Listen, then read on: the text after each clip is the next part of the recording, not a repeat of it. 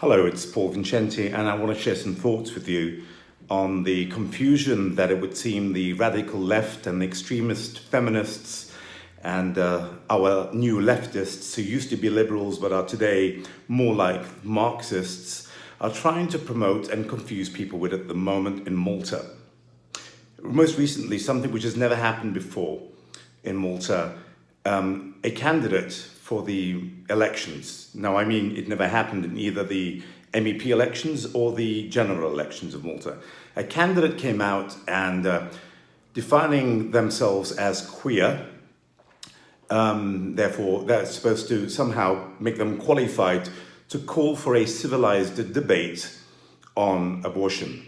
I don't understand, first of all, why that qualifies a person being queer, would legitimize the fact that this person, and they're called for a civilized debate on the killing of babies as a political agenda, on a political level, why that is so necessary. If we were discussing, for example, the situation of traffic and building in Malta, then that would make very obvious sense to discuss. We can have a debate about that.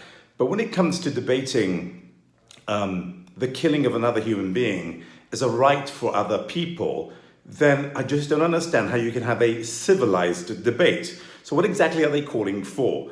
Well, they're calling for a political debate to legalize abortion in Malta. That's all they're doing. And they would dare risk the lives and blood of innocent children and the future lives of women who believe this lie that abortion is actually just a choice, perpetrated by these feminists and these extremists, to try and convince the Maltese, and especially Maltese women, that you can't be women unless you think like them. Now, we've seen this kind of identity politics before in Malta with different movements. And you see, when they act as an identity and they promote just an identity, a right for a group of people, as minorities, for example, or as people who, as a cluster, as a demographic, demand something, then you find it's easier to pass laws even if we don't agree with them, and they know this. And so I just wanted to try and understand, well, what kind of a debate does a person have when the end of the debate results in the killing of another person? I mean, why don't we just politically debate rape? You know, it might be a person's choice. There are people out there who maybe are sexually deprived, and shouldn't they have the right to be able to rape? And you'd immediately say no, and you'd say no for an obvious reason. The obvious reason is that rape is wrong. It hurts another person, and sometimes it could end up in death, and you have no right to do that. Okay, so what about debating politically the right for someone to kill another person? And I don't mean in self-defense. I mean the right to wake up one morning and say, I don't like you, it's my choice, I'll kill you. Why should you put me in prison? Because it's just my choice. This is what they're saying to you when they talk about the unborn child.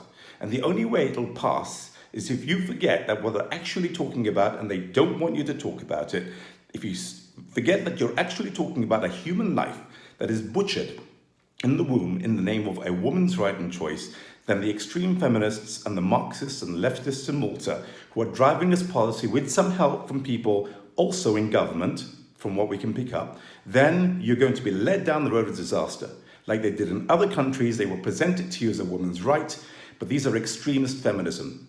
This is extremist feminism. These feminists have lost the actual definition and meaning of the word feminist. Feminism was never about killing your own child. If you look back at the suffragettes, you look back at the grandmothers of feminism, they would have been wholly sick at the idea that feminism in any way meant that you have a right to kill your own baby.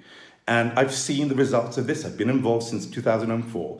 I've been on a retreat with women crying in the room for a whole weekend because somebody told them it was okay for them, as their choice, to have an abortion. This was in Ireland many years ago, with permission from the group leader and the women attending. These women have been suffering for years, and they still suffer the lie of abortion. And those are my thoughts. You know, it's up to you what you do. Nobody should ever tell you how to vote, but most certainly if you're pro-life, you know what? We're treading on very dangerous ground. This is the blood of innocent human beings. So I thank Arnold Cassola for what he did, which is move out of that despicable party and set himself up as an independent. So that's my message to you if you're interested in this. If you think anybody else is interested, then just share this video. Thank you.